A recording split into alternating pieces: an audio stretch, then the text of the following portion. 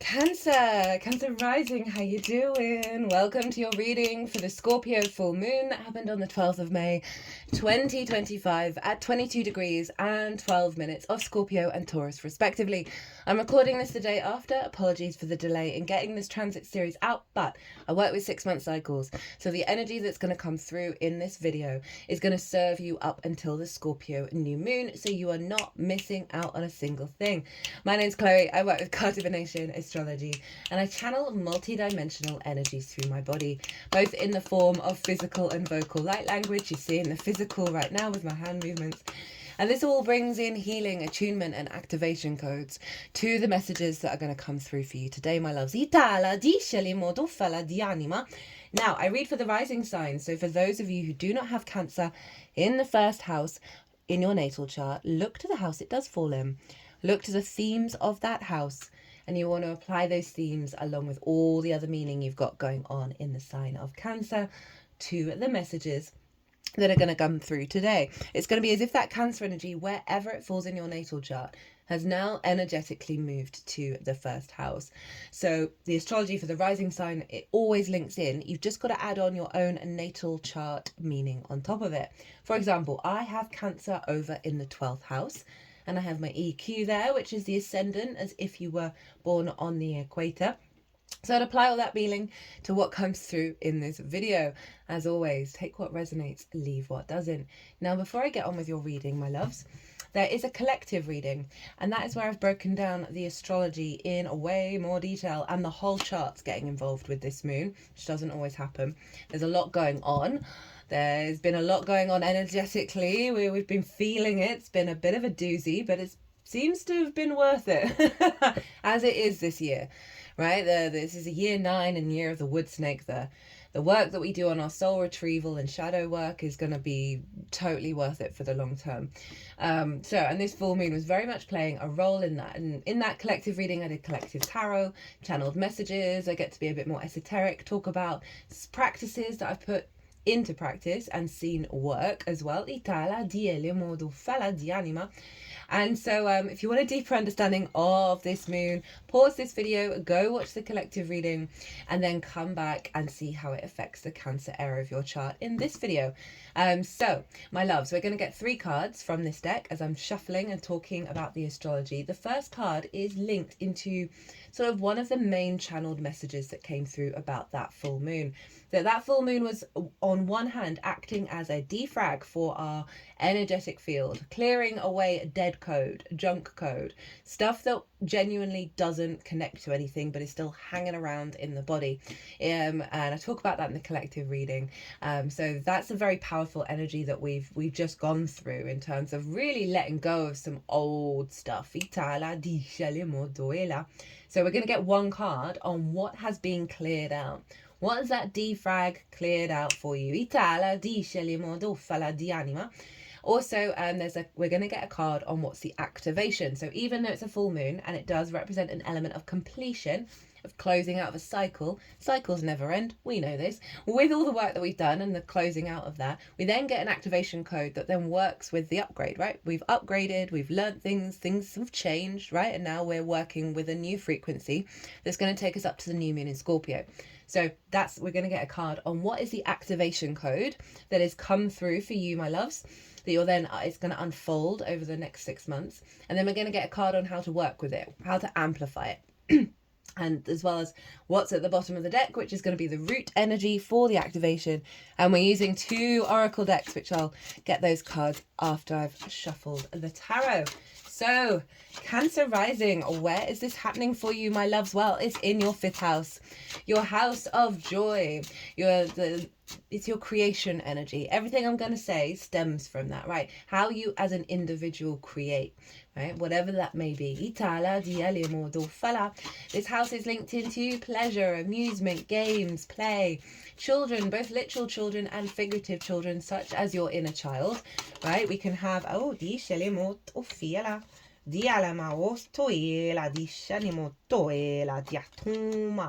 Diatuma di shatoela dianima. Where do we want to go? Diale moyala diale motofiela. Di sheni moyala di shale modoela diatum. Discele modoela di anima, discele molto fiela. So this is interesting because you are the last sign that I'm reading for. And in the Taurus new moon video, right, the cards came out so slowly. They were all stubborn for almost all the signs from what I can remember. Whereas in this transit, they've come out all together and right at the beginning for every single sign. And that kind of ties in with the collective tarot that was coming out. That was after I was saying things. The cards that came out were so literal and immediate in regards to what I was saying. It was just highlighting, yes, we're going through some difficult energy. Yes, there's a struggle. Yes, there's been friction and conflict and all of this. And it's been intense. But it's all aligned. We really don't need to worry or think about it really too hard. Things are falling into place. So what was I saying before that? Yeah, your fifth house. The inner child. And so the inner child picks up distorted love languages. It can pick up neglect, and that's where addiction can show up in the fifth quite heavily, right? And it's also linked into why am I struggling with my words? Cancer. It's linked into romance, dating, and love, and all of that stuff. So it's the house of joy. So you've got the moon showing up here, and so there may have been a lot of releases in the lead up. In the lead up. Around fear, around scarcity, around worry, around paranoia, around, oh, I'm always going to be in the pit. It's always going to be this cycle. It's always going to be difficult and strained, and around your joy, around your pleasure. You may have like old, romantic relationships, or the patterns of them be showing up, and it's been doing so in order to be released. Fears around love, around connection, around pleasure, around joy, around children, very likely to raise their heads because it's all getting cleared out because of the blueprint that came in with the Taurus new moon, and that this is the defrag to help clear the energy lines to implement that blueprint. And so a lot of fear and worry of if you can even connect to this house. At the same time, you would have been shown new frequencies, new ways of engaging with this energy, new ways of embodying it, of finding that the universe has been sending you things that represent a deep nourishment, your needs being met in the fifth house in a way that probably feels very unfamiliar. And yet so in alignment with your soul.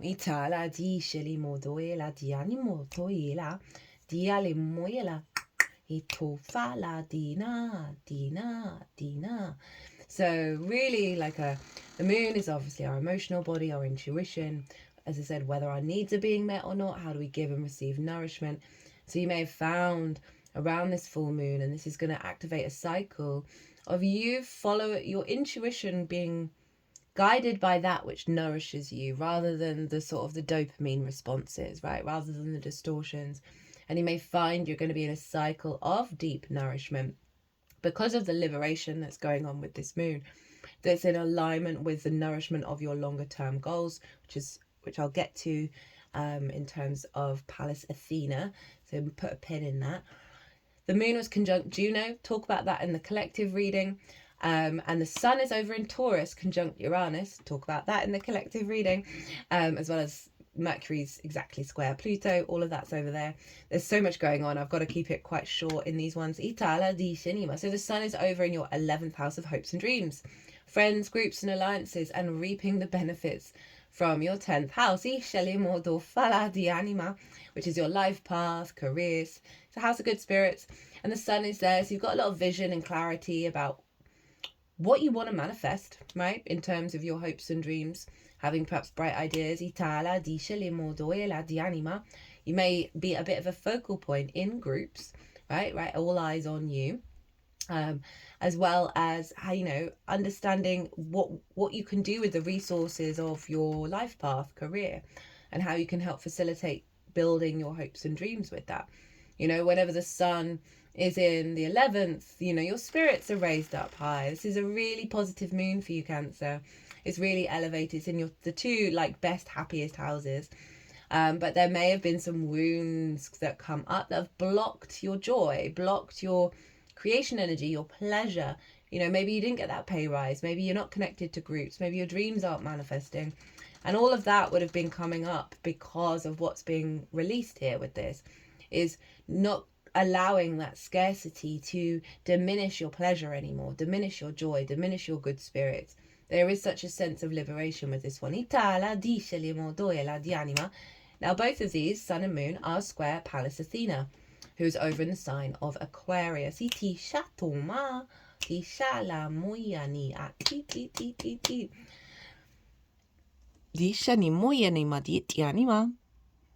Which is in your 8th house.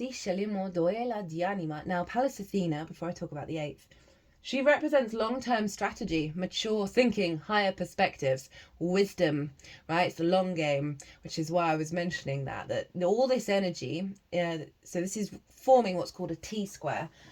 And all the release point of a T-square is the bottom of the T, which is where Pallas Athena is. So the release point is to the long-term goals, right? Not the short impulse control, right? The poor impulse control, the dopamine hits, the good time that has you burnt out, but you're in a cycle loop of, or whatever it is, that, or those love languages, those relationships that you have in your life, that may have repeated themselves a few times and we're not quite, it's more, you feel like it's more like a trauma bond than anything else.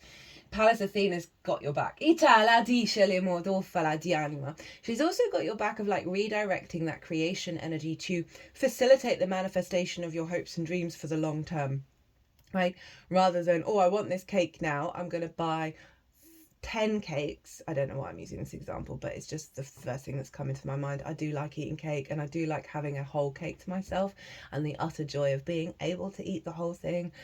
And really, I do love an element of gluttony. It brings me joy. So that's probably why that came to head. But like, you've decided to buy 10 cakes. And in the moment, you're like, yeah, this is going to be amazing. And I know this is actually quite a short-term example, but you just extend it long. And then you eat them all. And then 2 hours later, you're like, oh, God, what did I do? Right? I wasn't looking out for myself in the long term, my future me. So if Pallas Athena is really helping like level up in that regard. And so the 8th house is about the outside world's resources. This is can be mortgages, loans, debt that you owe, debt that's owed to you, car insurance, bonuses, commissions, inheritance, both 3D or cosmic inheritance. So it's dealing with the resources of the outside world, as well as one-off chunks of resources coming your way, right? So that's one side of the 8th house. It is the house of transformation, because this is the exchange between you and anything other than yourself. Right? Time, money, energy, intimacy, ideas, the give and receive of it all. Reciprocity, or the lack thereof. We can have scarcity complexes here, codependency. We can have hyper independence, hyper greed, all of that good stuff when we're out of balance with the reciprocity of life. So relationship dynamics can be difficult, right? It's also your relationship with source, your relationship dynamic with source, and the resources of source. It's a very, very magical house. So Pallas Athena is making sure that the way that you're creating in the world is in alignment with reciprocity, in alignment with relationship dynamics that serve the longer term goals of your hopes and dreams, right? So you may start to see, she's been there for a while, so you've probably already seen this already, that your understanding of relationship dynamics, you may have had higher perspectives over that. You may have healed some certain issues that you may have been like a bit got no idea about or just missed for whatever reason. Pallas Athena comes along, helps you understand the longer term unfolding of something, of like, oh, that's why I like that person, or that's why I run away from those situations, and kind of let it go, right? She's very good at helping us do that. And then reorientating how you are building is in alignment with that. For some of you, some big windfall might have come through that's giving you more joy, more fun, more play in your life. That is just sort of part of as I said, the bigger picture. Something you might have been waiting on for a while that's finally come to fruition. Whether it's a relationship or resource or your interaction with source, this can really manifest in that way that brings you a lot of joy.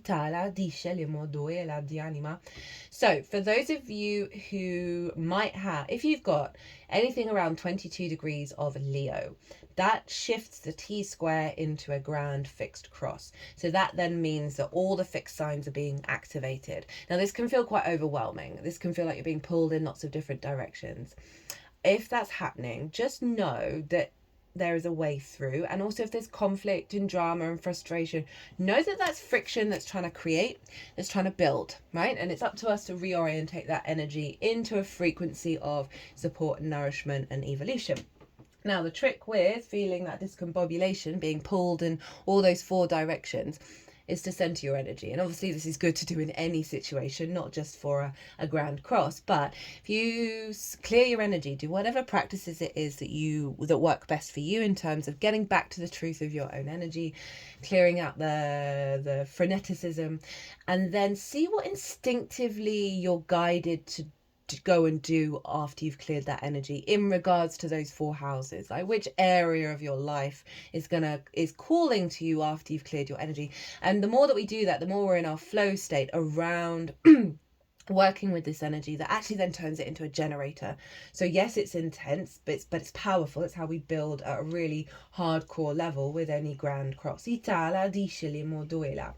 Right, regardless of if you don't have anything at those degrees of Leo, Mars is there. And Mars traditionally rules Scorpio, which is what I work with because that's what showed up in real time. And I try and only use practices and principles that I've seen genuinely show up in the real world. And so Mars rules Scorpio, and Mars is over in Leo. And this is in your 2nd house of your skills and your tools, right? Your resources, how you manifest and bring in regular income, right? It's the things that you value and how you value yourself. Love Mars in the 2nd. Lots of motivation and drive to get up and work on your skills and tools and do the hustle, right? You know, Leo's the heart space, Mars moving through there. You're going to notice your motivation, your drive, and your action is in alignment with your heart, right? Giving you the real strength of courage and character of like, I've got this, I'm good at what I do, which I love for the 2nd house, because if we don't value ourselves truly, madly, deeply, and I think part of this process is getting you to that point, then we prioritize and put value in things that only distort that lack of value.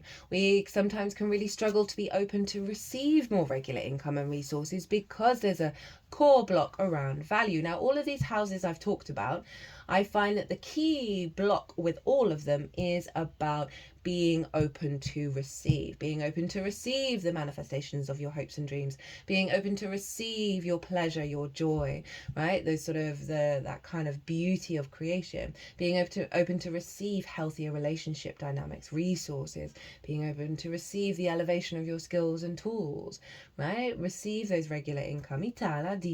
So Mars is influencing the moon. Over in your 5th house of your creation energy. And so this can be very much tied into an upgrade around how you value yourself that may be specifically linked into love relationships, dynamics with children, whether it's your inner child or children around you, your children, creative pursuits. I can see a release in the heart around pain, around anything in that house. It's then elevating and upgrading you into your power around your own value, and then infusing that into your motivation and drive to bring that creativity and joy into your skills and tools. Now, Venus, the ruler of the sun, is over in Aries, trining Mars, the ruler of the moon. Here for it. I'm here for this, right? Aries for you is in your 10th house of life path, career, visibility, reputation, right? How the big outside world sees you. So Venus, that your fire signs are all your building houses, Cancer. So Venus is up in your 10th, right? You can often be seen very seen as very charming, you've got the Venusian qualities going on. It's also very creative energy, so really helping facilitate you fall in love with your path again, find creative ideas, find connection, find harmony with you and the path in alignment with your skills and tools. So there's a real sense of your capacity to build with all of this from a place of joy and good spirit. So they're both fire signs. This is the instincts that are getting raised up, that are in alignment with one another, that's helping us then build from this freed up energy field to allow us to get away from paranoia and into power. Right, let's get into your stuff. That was a lot of me talking. So what is being cleared out? What does the defrag let go of? Oh, hi Pluto. Hello Judgment. Interesting. So you've closed out a cycle of, I love this. This is like resurrection energy. So this is so appropriate for the defrag, right? Of clearing out. So if you don't know what it is, it's when you delete apps or programs on a computer, even though that's gone, it leaves junk code, right? It leaves dead code in the system. And then what programs you do have on your computer, I don't know if you can defrag your phone. I've never tried. You probably can, and it'll probably be a really good idea. The program's still there, or new ones, have to navigate around the dead code in order to work properly. And so a defrag will get rid of all that junk code that's just not attached to anything, but didn't get cleared out by the uninstallment. So it's streamlining everything. And this is the defrag card. This is wild that you're the last reading and we get the defrag card, because these are all the dead, right? They're these old versions of you, ancestors, past life energy, and there's an element to them that's got stuck. Right? They haven't raised up yet, right? They haven't ascended. They're stuck. There's a grievance going on in that space that has tethered them and stuck them in a certain time frequency. And this angel, through the frequency, is raising up. And quite interestingly, we've got the cardinal cross there, which is the 4 points. It's the Templar cross. And you are a cardinal energy. That this is clearing out the dead code so it can release and transform into something else. This is an Ascension card. So that's so funny that this is really powerful. Most of the, I think almost all of the other signs got something a bit heavy, right? This is really empowering. This is Pluto. You might want to look to where your Pluto is. That may be relevant for this, but it's kind of saying, okay, the defrag has genuine, like the ascension process of the defrag has been cleared out. It's genuinely, you're done with that.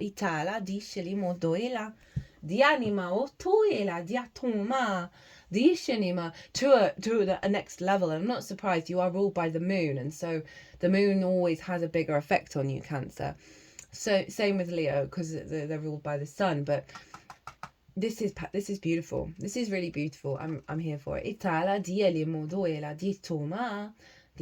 So what have we got for the activation code? What have we got? Oh, hello, King of Cups. I love that, following the judgment. This is you in your power, in your creative power of not being bothered by the storm around you, by the dangers around you, by the fact that you're sitting on a stone throne on top of the ocean and you're not drowning.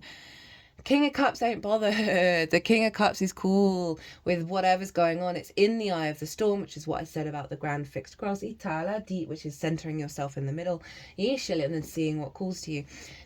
I love the King of Cups. It's floating, not drowning, right? It's gliding on atop of the cosmic waters of life, very mature, very sovereign in its nature, in command of those emotions, be able to harness them and take action with them, right? That's big empowerment energy, not just for the Scorpio, where the focus is obviously with the moon, but you're a Cancer rising or your Cancer energy. There's a level of upgrade, a big upgrade with the King of Cups. Out from the judgment, right? Of you're clearing out the junk that's blocked you from being in this mature energy and being in your power. being in your intuitive power, your sense of command. I love this. I really love it. It's really simple reading in the best possible way. How to activate it, right? What to focus on to help bring and implement and integrate that King of Cups. 6 of Pentacles. Okay, so they're really wanting you to focus on, you are no longer in scarcity land, right? This follows the 5 of Pentacles. You are no longer, this is a different mindset, that you're in a new space where there's reciprocity, right? Giving and receiving. We've got the scales representing this sense of inner balance, right? Rather than seesawing all over the place. You know, the 5 of Pentacles is all about feeling left out in the cold, not feeling supported, feeling run down. Or there may have been a scarcity around creation energy, around pleasure, around joy, right? Around relationships that work and fill your spirits up, around the manifestation of your hopes and dreams, around your sense of value. It's kind of ticking all the 4 boxes here, that they're saying, no, you are not in that space anymore. There is reciprocity coming in, right? There is a new frequency coming in the 3D realm that is taking you out of any scarcity, right? So I can see all of this clearing out, and then it's saying, hey, no, you got to really keep remembering you are in a new space. You're in a new space where you are able to receive Itala that serves your truth. Itala with the scales. Itala di moduela. Keep yourself open to receive, and do what feels right for you. But I was just sort of, sometimes we can close ourselves off to giving, right? Because we've had certain situations where we've been drained and we're at capacity. Now I want you to do what feels right for you at the time, but stepping into that space of open reciprocity, of giving. I don't want you to give if you're depleting yourself, but of kind of stepping over the pain. That's kind of what I mean, but not denying it and not suppressing it. Also honoring the truth of you beyond the pain. Itala di moduela di anima, di moduela di anima, shanima.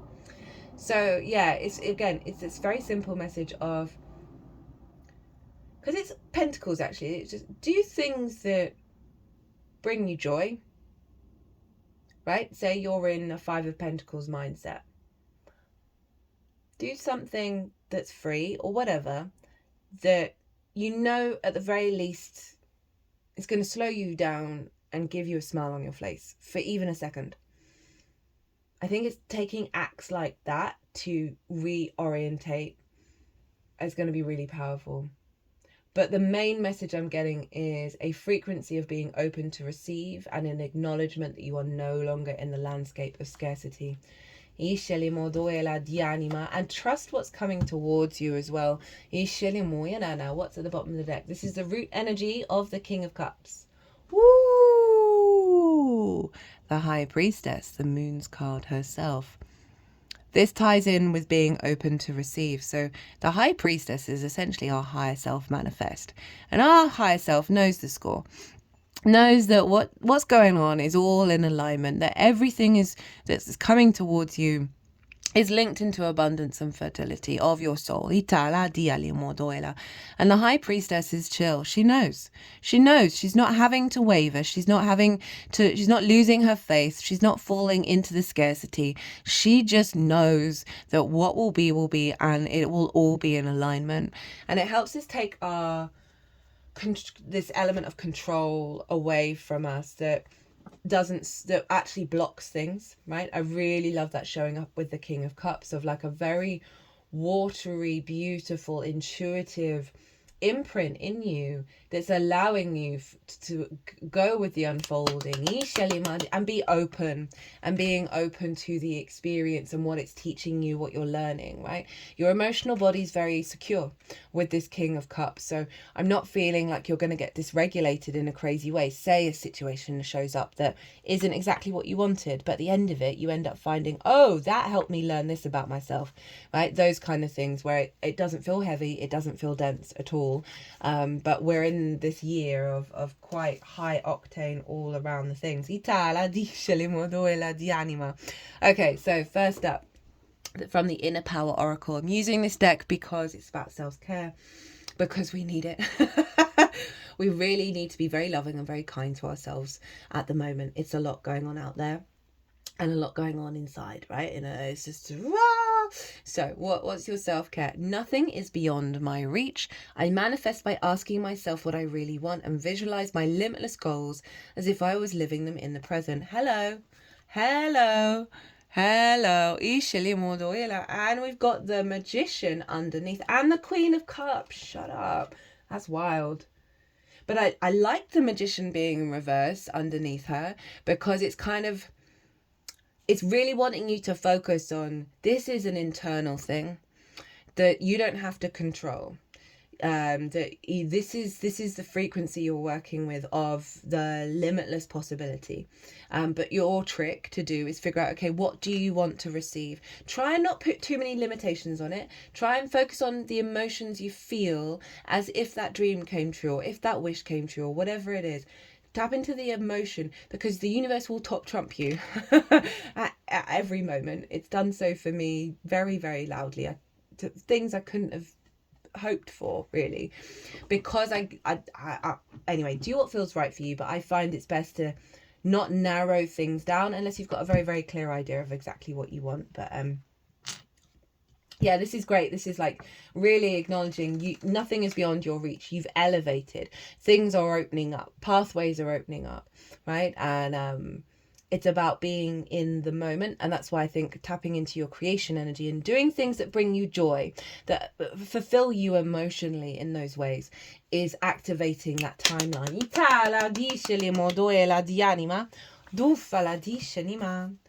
Okay, let me just get the book open. So I'm using a deck that I use for so far every Scorpio transit. I first used it for the Scorpio new moon. So here we go. What have we got? No decisions, just grooving. I love this card. Stop making life harder than it actually is. You don't need to tell your heart to beat. It just does.